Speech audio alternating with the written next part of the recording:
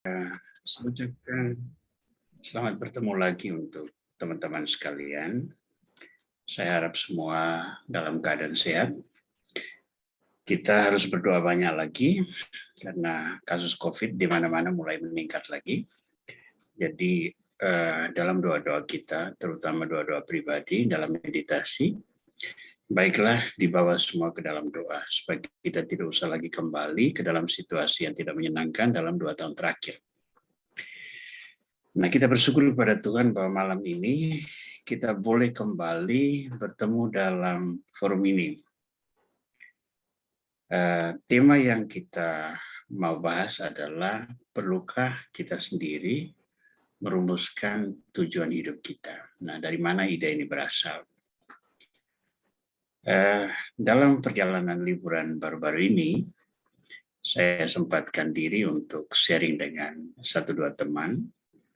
Dan dari mereka saya mendapat 1-2 sharing yang menurut saya sangat menarik.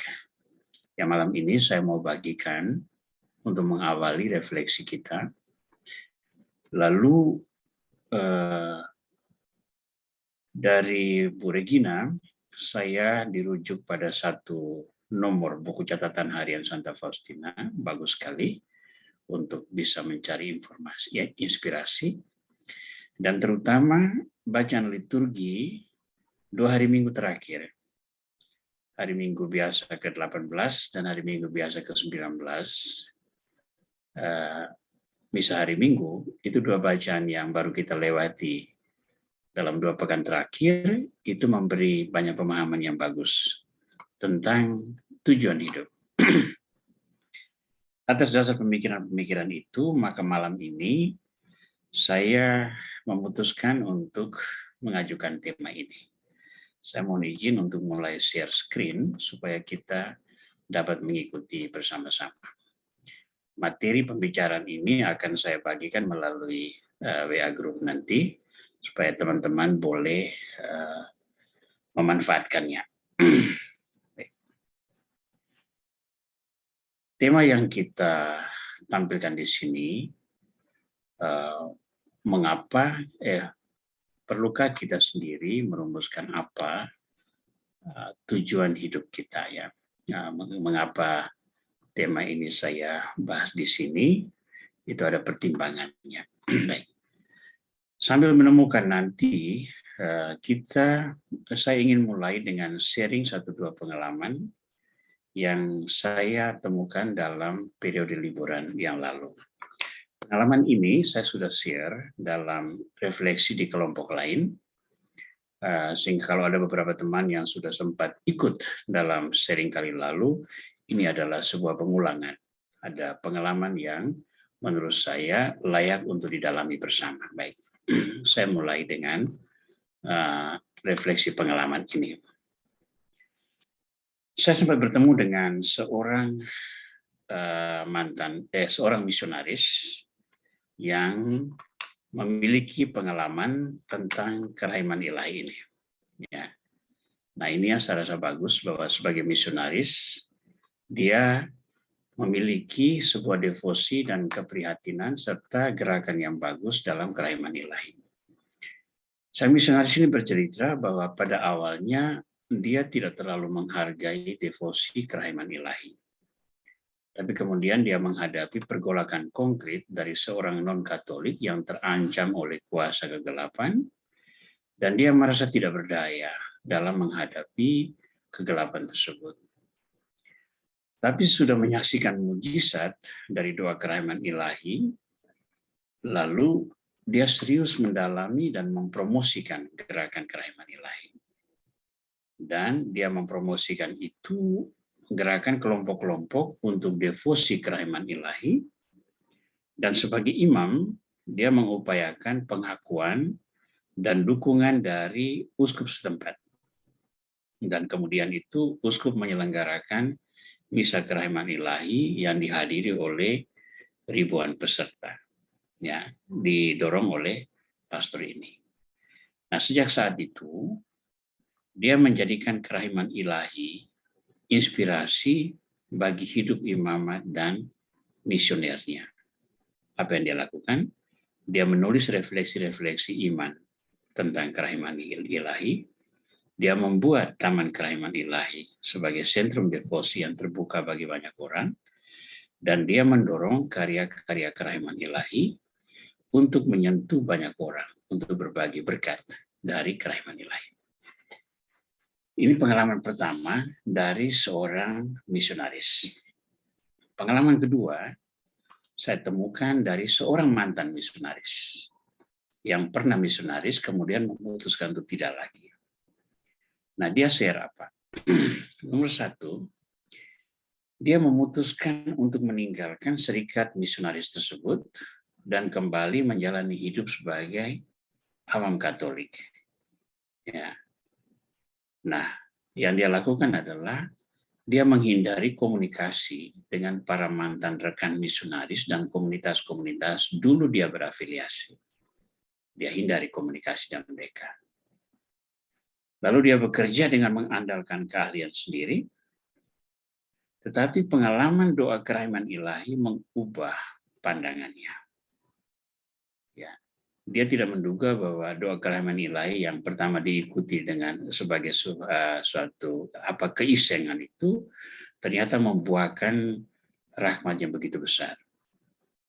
Nah, pengalaman doa kerahiman ilahi ini mengubah pandangan dia sehingga dia menjadikan kerahiman ilahi itu sebagai warna kerohanian keluarga, terutama untuk istri dan anak-anak. Sejak itu, di keluarga ini ada aturan, yakni tiap jam 3 itu doa keluarga, doa kerahiman ilahi. Kalau bersama-sama di rumah, maka semua harus ditinggalkan, semua berkumpul untuk doa kerahiman ilahi. Kalau oleh pekerjaan terhalang untuk bertemu bersama, di tempat bekerja masing-masing berdoa, tetapi jika mungkin dia akan membuka lagu-lagu kerahiman ilahi untuk menemani dia dalam pekerjaan tersebut. Nah, buah konkret yang dia alami adalah rekonsiliasi dengan rekan-rekan mantan misionarisnya, lalu dia kembali komunikasi dengan komunitas-komunitas misioner yang dulu dia menjadi anggota, lalu terjadilah proses rekonsiliasi, lalu berkolaborasi sebagai awam dan misionaris untuk mempromosikan gerakan kerahiman ilahi.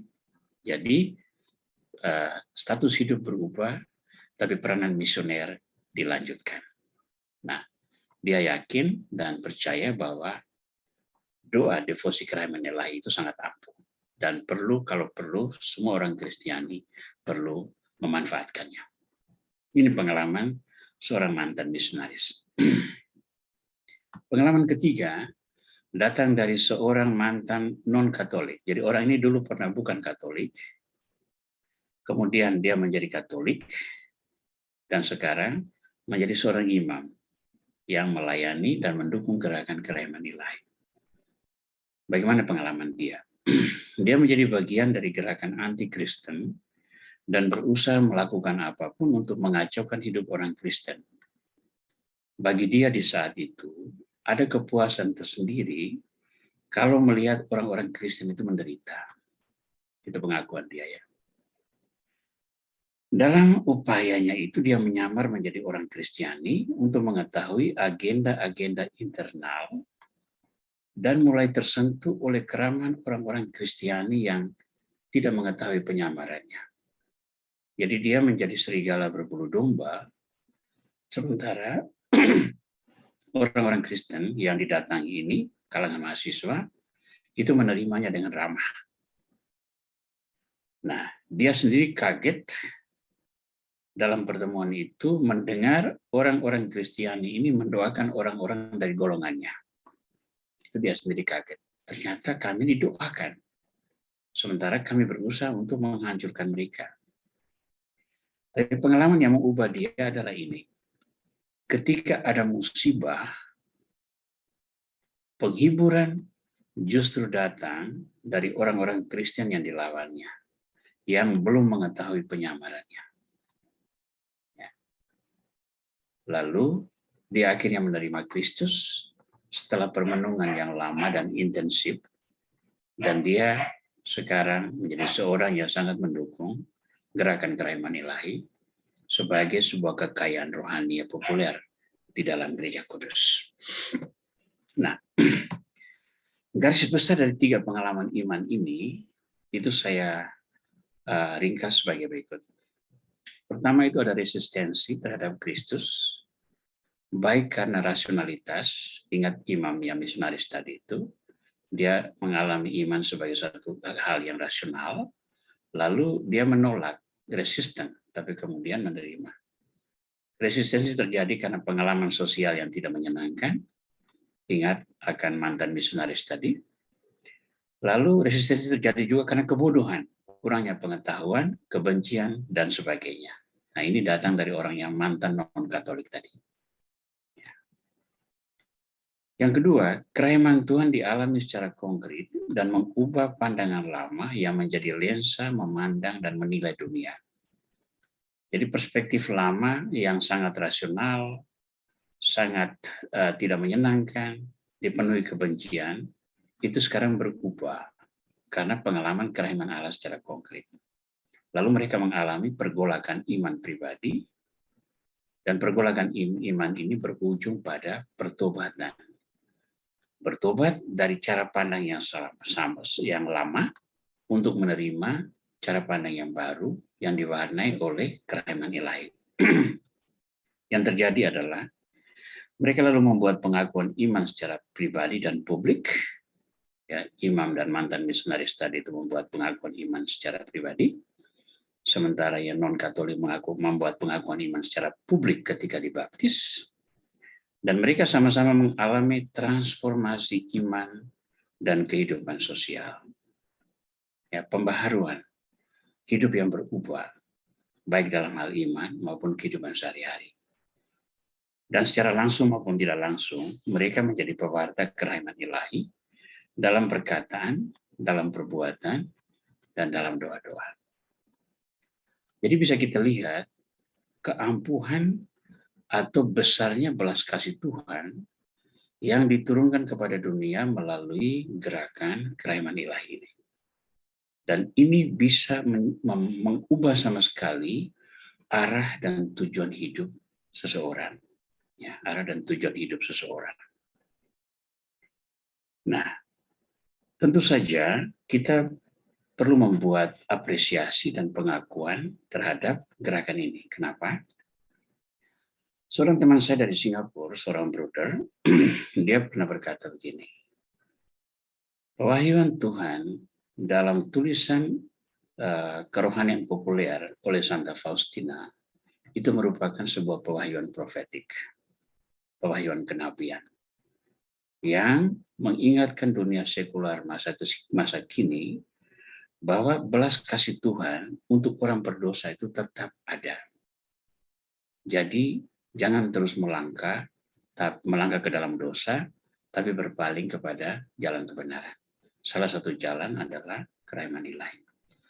Maka kita yang berdoa dan sering berdevosi kepada kereman ilahi harus menyandang tanggung jawab ini dan menekuni secara serius supaya rahmat dan belas kasih Tuhan ini meresap ke semua sendi kehidupan masyarakat, masuk ke dalam semua golongan masyarakat, bahkan melintas, baik masuk dalam gereja-gereja yang berbeda, maupun masuk ke dalam lingkungan agama yang berbeda.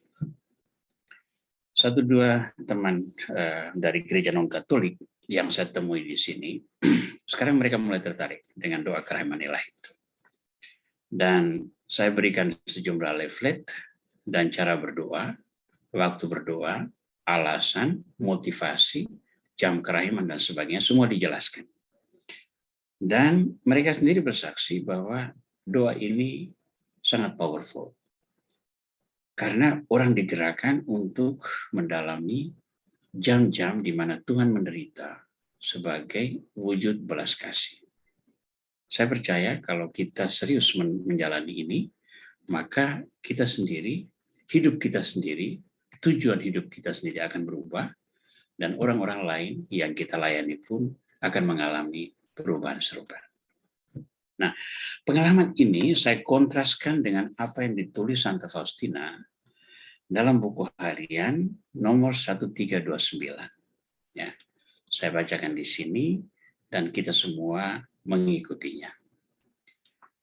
Dalam meditasiku mengenai tujuan hidup manusia, aku tahu bahwa kebenaran itu berakar kuat dalam jiwaku.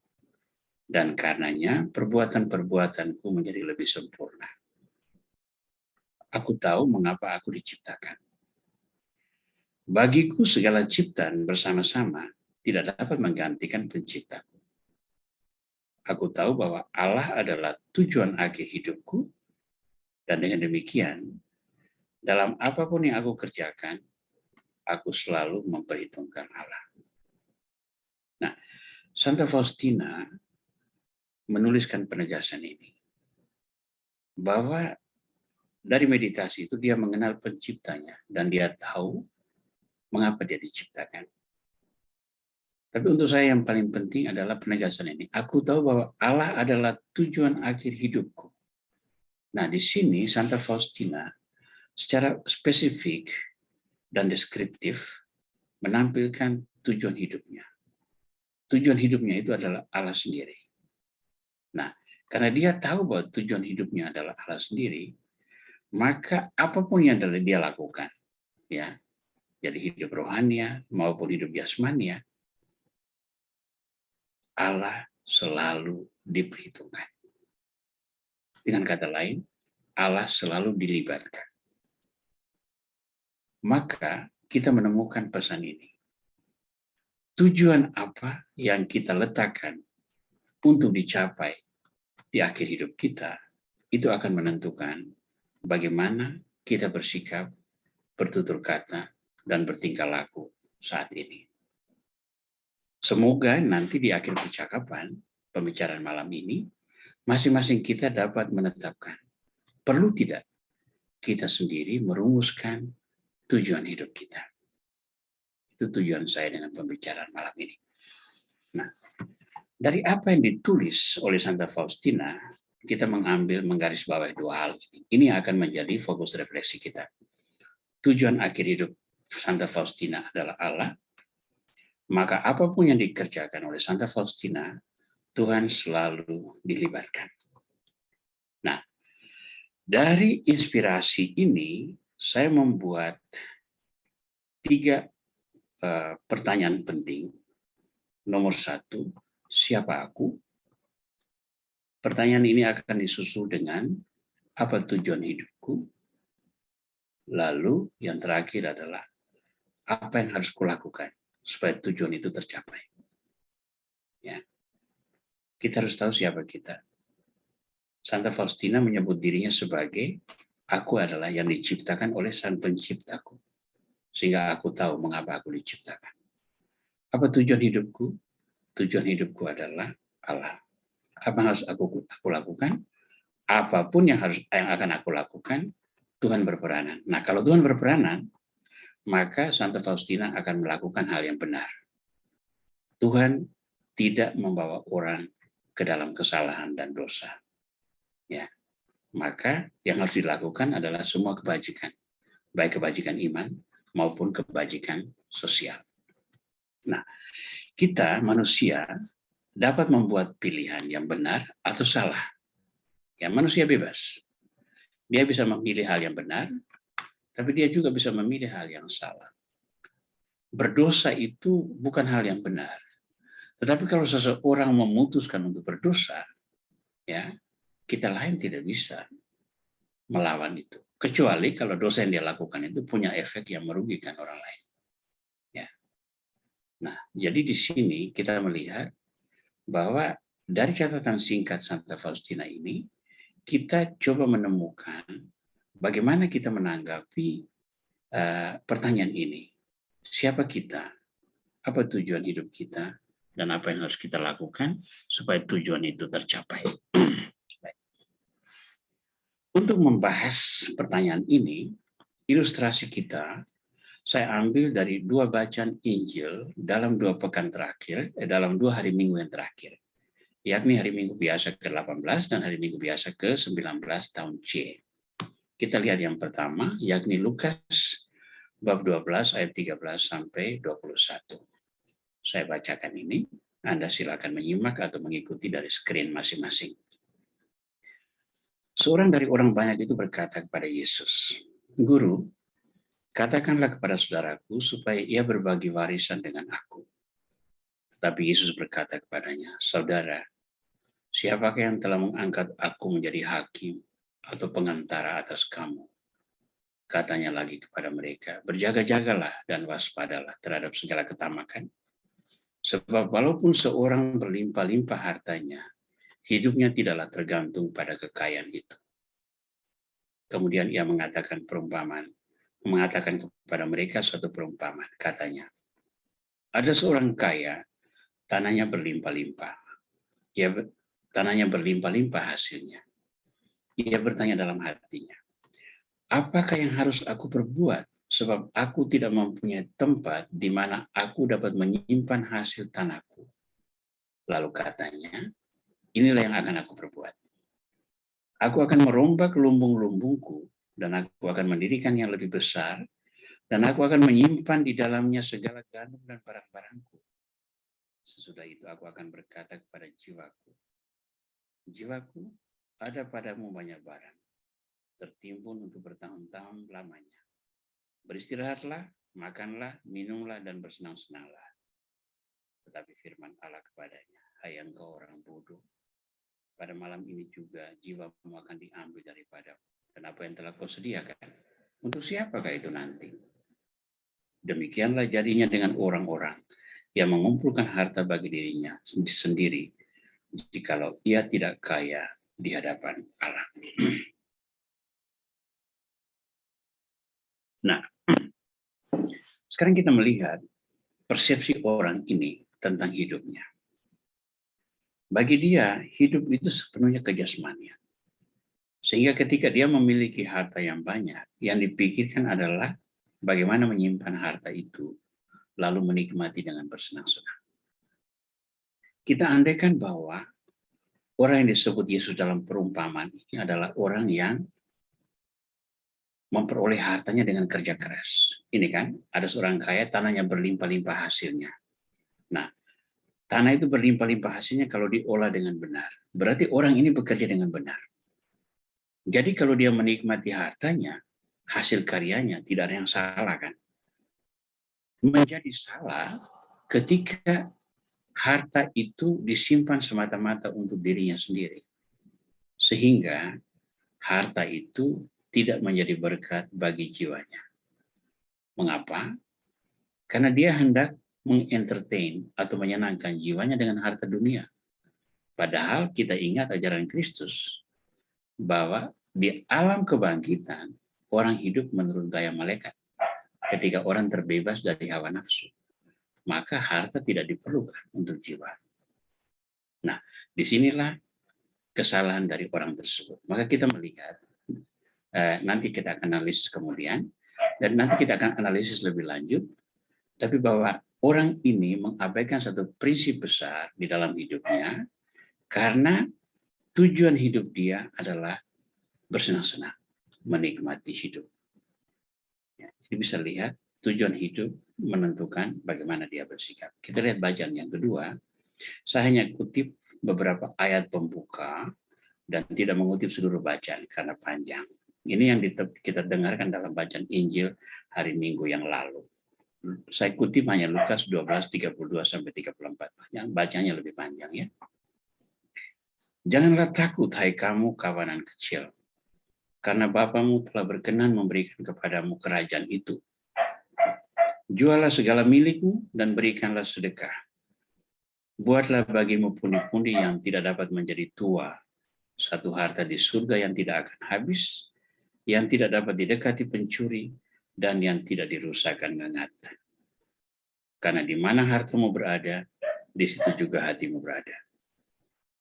Hendaklah pinggangmu tetap terikat dan pelitamu tetap bernyala. Dan hendaklah kamu sama seperti orang-orang yang menanti-nantikan tuannya yang pulang dari perkawinan, supaya jika ia datang dan mengetuk pintu, segera pintu dibuka baginya. Berbahagialah hamba-hamba yang didapati tuannya berjaga-jaga ketika ia datang. Aku berkata kepadamu, sesungguhnya ia akan mengikat pinggangnya dan mempersilahkan mereka duduk makan, dan ia akan datang melayani mereka. Nah, kutipan pendek ini merupakan antitesis dari kutipan sebelumnya. Kalau di sini hidup menurut perspektif manusia, di sini hidup diwarnai oleh perspektif ilahi. Kenapa?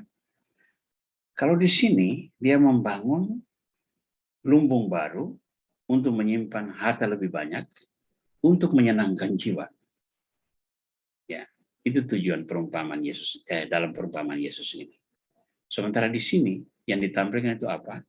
Buatlah bagimu pundi-pundi yang tidak menjadi tua, satu harta di surga yang tidak akan habis, yang tidak dapat didekati pencuri, dan yang tidak dirusakkan dengan. Kepada muridnya, Yesus mendorong agar buat bagi jiwamu itu harta di surga. Nah, harta di surga itu tidak bergantung pada apa yang kita miliki di dunia. Maka, bagaimana ini dilakukan? Bagaimana harta dunia yang diperoleh melalui kerja keras dan pengembangan talenta itu harus menjadi harta surga.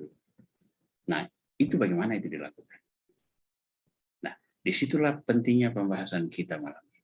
Bagaimana itu dilakukan? Mari kita melihat kontras antara kedua bacaan ini dari dua perspektif yang berbeda. Yang pertama sekali, dalam Lukas 12, 13, 21 tadi, kita menemukan 4 poin ini. Orang yang disebut dalam perumpamaan Yesus itu mampu mengembangkan talenta dan memberi hasil maksimal. Buktinya, tanahnya mempunyai hasil yang sangat banyak. Dia mengandalkan diri sendiri. Ya, mengandalkan diri sendiri.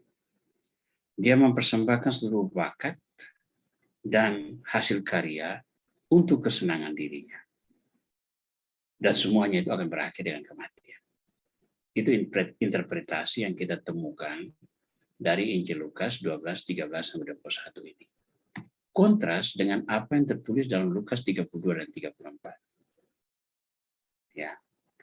Dia mampu mengembangkan talenta dan memberi hasil maksimal. Itu dua-duanya sama. Tetapi kontrasnya adalah mengandalkan Tuhan, lalu mempersembahkan seluruh bakat dan hasil karyanya untuk mewujudkan rencana Tuhan, lalu kematian itu menjadi gerbang menuju kesempurnaan. Ya.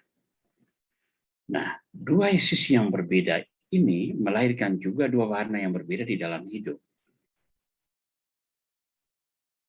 Kelompok pertama memilih berjalan bersama dunia dan dia didukung oleh dunia. Kelompok kedua, dia berjalan bersama Tuhan dan dia dilawan oleh dunia. Buktinya di mana? Kita lihat di sini. Janganlah takut, hai kamu kawanan kecil, karena Bapamu telah berkenan memberikan kamu kerajaan itu. Karunia kerajaan itu ternyata diberikan hanya untuk sekelompok kecil saja. Bukan bahwa Tuhan pilih kasih, tidak. Tetapi hanya sekelompok kecil orang ini yang memiliki kepekaan untuk melihat di mana kerajaan Allah. Nah, coba kita ingat satu peristiwa yang bagus itu ketika Yesus dipersembahkan di bait Allah. Ketika Yesus diantar oleh Maria dan Yusuf, Simeon itu langsung datang dan menyambut anak itu lalu berkata, Tuhan, sekarang perkenankanlah aku berpulang dalam damai, sebab mataku telah melihat keselamatan. Nah, Simeon memiliki kepekaan untuk melihat siapa Yesus dan langsung mengenalinya. Sementara para imam dan lain-lain yang ada di Knisset Yerusalem tidak mampu. Nah, ini kelompok kecil yang dalam bahasa spiritual disebut sebagai kelompok anavim. Kelompok pilihan yang memiliki kepekaan terhadap firman Tuhan. Nah, ini di sini. Kelompok kecil ini. Mereka berjalan bersama Tuhan, tapi dilawan oleh dunia. Nah, inilah situasi hidup kita. Ya, situasi hidup kita. Kita berada di antara batas dua ini. Satu sisi sebagai manusia, kita mengandalkan diri, kita mau bersenang-senang menikmati karya kita sendiri, lalu hidup kita itu akan berakhir dengan kematian tanpa arti. pada sisi lain, kita memiliki karunia iman. Dan iman itu mengingatkan kita akan kehadiran Tuhan dan memberi kita kewajiban untuk mempersembahkan seluruh bakat dan hasil karya kita untuk rencana Tuhan. Lalu kita memiliki harapan akan kehidupan sesudah kematian. Nah, orang-orang beriman itu seringkali berada dalam dilema ini antara hidup jasmania dan hidup rohania. Lalu dia akan ikut arus mana yang lebih kuat. Andai kata dia sendiri tidak mampu menentukan tujuan hidup dia itu apa. Nah, sekarang kita lanjutkan. Untuk itu kita perlu membuat pembaharuan diri. Nah, pembaharuan diri kita lakukan di mana? Kita lakukan dari perspektif yang pertama. Untuk menghindari keserakan tadi itu ya. Nah, di situ sudah ada gambaran positif, yakni orang itu mampu mengembangkan talenta dan memberi hasil maksimal. Itu hal yang positif. Dan dia menikmati karunia Tuhan. Menikmati karunia Tuhan itu tidak salah. Ya, kita diberi bakat dan talenta oleh Tuhan, kita bekerja maksimal, kita memperoleh hasil dengan cara yang baik, maka kita menikmati hasil karya kita. Itu tidak salah. Tetapi kita perlu mengubah makna harta sebagai karunia ilahi yang juga menjadi berkat bagi sesama. Nah, ini kuncinya. Apa yang kita peroleh sebagai buah pengembangan talenta, buah kerja keras yang kita sendiri nikmati, yang memberi kita ketenangan, kesejahteraan, sukacita pada tingkatan dunia, itu perlu kita ubah menjadi harta surgawi dan menjadi berkat bagi sesama. Nah, dengan cara itu kita mewujudkan apa yang diungkapkan oleh kutipan kedua, yakni menghimpun harta surgawi dalam pundi-pundi yang tidak binasa. Caranya gimana? Caranya adalah memanfaatkan harta duniawi kita itu untuk menjadi berkat bagi orang dalam pelayanan. Memanfaatkan bakat kita, sumber daya yang kita miliki itu untuk kesejahteraan orang yang membutuhkan. Untuk menolong pengembangan iman orang yang membutuhkan. Untuk menolong kaum fakir miskin. Untuk menolong mereka yang berduka, yang menderita dan sebagainya. Untuk membiayai misalnya perjuangan menegakkan kebenaran dan keadilan. Membawa kedamaian dan sebagainya. Maka resources yang kita miliki, baik itu bakat dan talenta kita, maupun buah-buah yang kita peroleh dari kerja keras, tidak menggoda kita untuk tenggelam di dalam kebajikan karunia duniawi semata, melainkan mengarahkan kita menjadi instrumen kerahiman ilahi yang membagi belas kasih Tuhan kepada sesama. Itulah yang kita sebut pelayanan. Dalam bahasa kerahiman ilahi, itu adalah karya-karya kerahiman, the work of mercy. Ya, the work of mercy. Nah, dengan cara itu, kita akan mengubah warna hidup kita.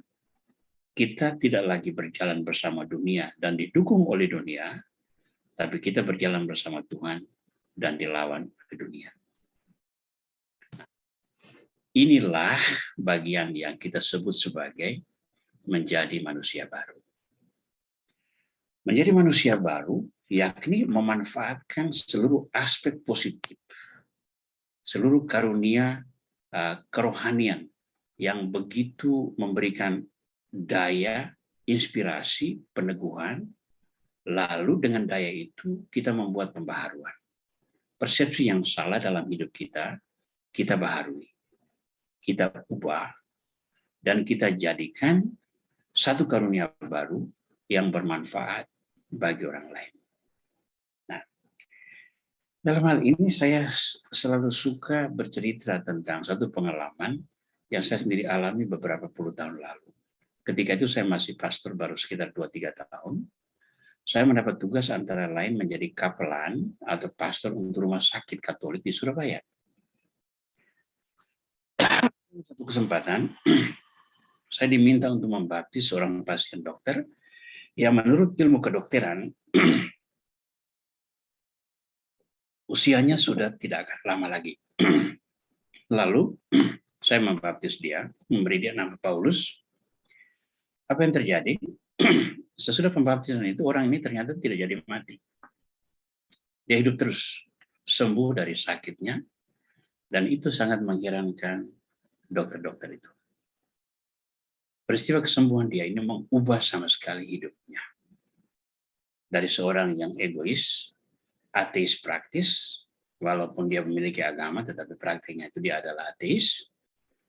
Lalu dia mulai memberi perhatian dan kasih sayang untuk keluarganya, lalu teman-temannya, lalu mulai melakukan karya-karya sosial yang menyentuh kehidupan banyak orang. Teman-temannya kaget, lalu bertanya, dan mengapa dia berubah sedemikian hebat?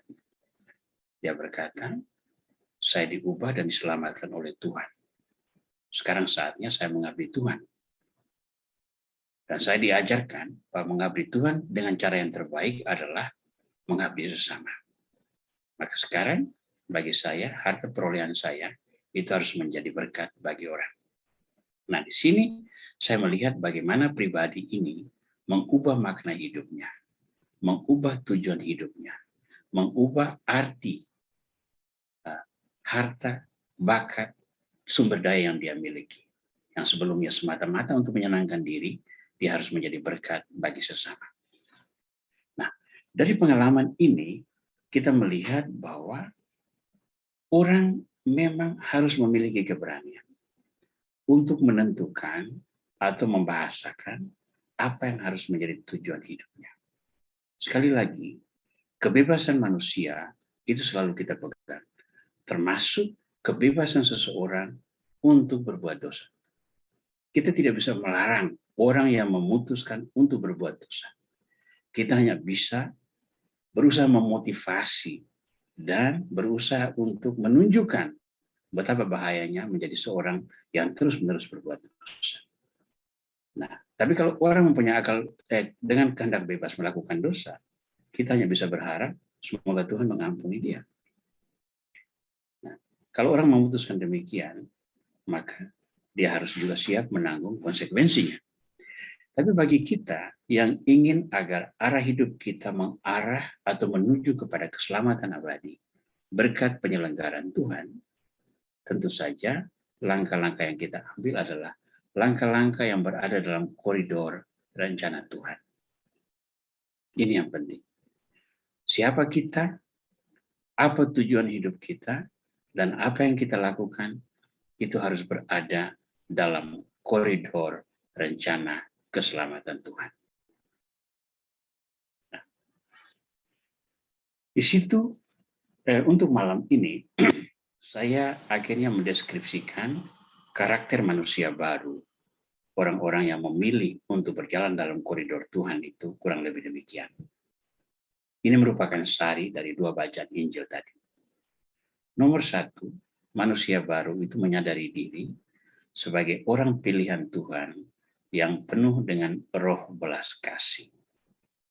Jangan lupa, ada orang yang sebelumnya adalah orang pilihan Tuhan, tetapi dia menjadi tidak layak lagi ketika dia kehilangan roh belas kasih. Ya, itu seumpama seperti Yesus mengkritik orang Farisi dan ahli Taurat itu. Mereka mengenal hukum dengan sangat baik, mempraktekkan dengan sangat teliti, tapi mereka kehilangan aspek cinta kasih. Dalam kehidupan modern, ini kena pada orang-orang yang sangat memperhatikan tata aturan, ritus, dan berbagai peraturan gereja dan sebagainya, tetapi dia kehilangan roh belas kasih. Dia adalah orang-orang yang pernah dipilih Tuhan, tetapi tidak layak karena dia kehilangan roh belas kasih. Nomor 2, kita mensyukuri karunia Tuhan dengan mengembangkan semua talenta hingga memberi hasil maksimal. Seorang pemusik, kembangkanlah talenta dengan sebaik-baiknya. Seorang pebisnis, kembangkanlah talenta dengan sebaik-baiknya sehingga membawa hasil yang gemilang. Seorang pendidik manfaatkan talenta sebaik-baiknya sehingga membawa hasil yang maksimal. Nah, selama dalam koridor Tuhan, mengembangkan talenta dan membuahkan hasil yang maksimal adalah berkat. Akan menjadi kutuk kalau salah digunakan. Terus menjadi berkat kalau digunakan secara benar untuk menunjang berkat Tuhan bagi sesama.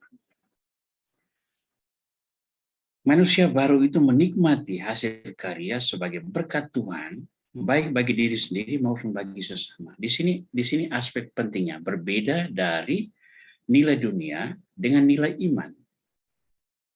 Seorang yang menikmati hasil karya sebagai berkat Tuhan akan memanfaatkan hasil karyanya itu agar sesama yang lain juga turut serta menikmati berkat yang dia peroleh itu. Itulah yang kita sebut sebagai pelayanan. Seorang manusia baru menghimpun bagi diri harta dalam pundi-pundi surgawi yang tak akan hancur. Dengan cara apa tadi? Dengan cara melayani sesama. Dengan cara memperhatikan aspek kerohanian di samping karunia duniawi yang diberikan Tuhan bagi kita. Manusia baru itu mempersembahkan diri sepenuhnya bagi pemenuhan rencana Tuhan. Ingat, dia turut serta untuk membangun kerajaan Allah. Sekelompok kecil orang yang kepada mereka diserahkan kerajaan Allah. Dan sekelompok kecil orang inilah yang berperanan untuk turut serta mewujudkan rencana Tuhan. Nah, kalau kita ingin mengambil bagian dalam karya tersebut, maka kita harus siap menjadi kelompok minoritas yang berjalan bersama Tuhan, tapi bisa dilawan oleh dunia. Menjadi manusia baru itu menempatkan keselamatan jiwa dalam persekutuan surgawi sebagai tujuan hidup. Nah, perhatikan baik-baik, seringkali orang keliru di dalam berbicara tentang keselamatan jiwa ini. Orang tidak bekerja maksimal, tidak memperoleh hasil maksimal dengan alasan ini. Untuk apa juga peroleh hasil banyak-banyak? Tuh, kalau sebentar saya mati, saya juga tidak bawa semua itu. Ya, hati-hati dengan perspektif ini. Kalau seandainya dengan cara itu, lalu orang itu memanfaatkan semua buah karyanya itu untuk menyentuh hidup orang lain, maka prinsip itu benar. Untuk apa saya simpan semua harta ini? Toh sebentar saya mati, saya tidak membawanya. Maka harta yang ada ini, sumber daya yang saya miliki ini saya bagi-bagi agar menjadi berkat bagi orang. Akan menjadi salah ketika dia mengatakan, untuk apa saya memperoleh hasil yang banyak? Toh sebentar saya mati, saya tidak akan membawa semua itu. Lalu dia malas bekerja, tidak mengembangkan talentanya, tidak membawa hasil yang maksimal, maka dia juga tidak menjadi berkat bagi orang lain. Ya, itu perbedaannya. Yang berikut, manusia baru itu selalu berjaga-jaga menantikan kedatangan Tuhan. Ya, penggalan kedua tadi berbicara tentang selalu berjaga-jaga, karena Tuhan datang pada waktu yang tidak diduga. Tapi bagi orang yang setia, ya, dia percaya bahwa belas kasih Tuhan yang mengganjari hamba yang setia. Berbahagialah hamba yang setia yang didapat di Tuhannya sedang berjaga-jaga. Ya, berbahagialah karena Tuhan itu akan datang dan melayani mereka. Jadi bukan lagi hamba melayani Tuhan, tapi Tuhan melayani hamba.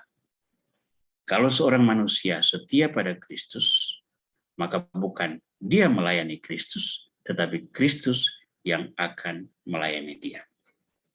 Nah, buah permenungan ini, ya, karakter manusia baru yang saya deskripsikan di sini, itu hanya muncul kalau seseorang memiliki keyakinan kokoh bahwa apa yang dilakukan untuk mengembangkan diri itu ada dalam koridor yang benar sesuai dengan rencana Tuhan. Nah, inilah tantangan terbesar bagi kita, bagaimana membuat semua karunia yang kita peroleh selalu di dalam koridor kehendak Tuhan. Sebetulnya jalannya tidak sulit. Definisikan tujuan hidup kita. Tujuan hidup kita adalah keselamatan dalam persekutuan dengan Tuhan, Nah, untuk mencapai keselamatan, kita harus layak di hadapan Tuhan, maka langkah berikut adalah kita bertobat. Dan kalau seandainya seseorang sudah bertobat, dia harus menjadi berkat bagi sesama. Nah, itulah pelayanan-pelayanan yang dilakukan dengan memanfaatkan semua karunia Tuhan yang diberikan kepada dia. Maka, kalau pertanyaan terakhir, perlukah kita sendiri merumuskan apa tujuan hidup kita? Jangan langsung jawab perlu atau tidak. Tapi tanyalah dulu, kita mengimani Kristus atau tidak. Begitu kita mengimani Kristus, dan kita melihat bahwa dalam Kristus ada keselamatan sempurna, maka di situ kita merumuskan tujuan hidup kita.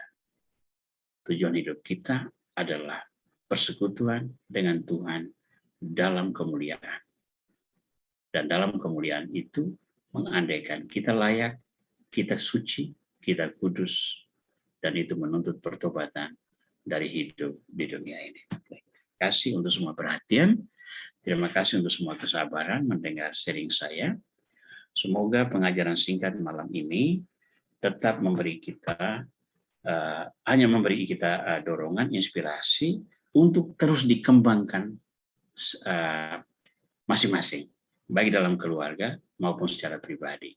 Sehingga kerohanian kita terus berkembang, dan terutama daya-daya karunia-karunia rohani yang kita peroleh, itu harus menjadi berkat bagi orang lain.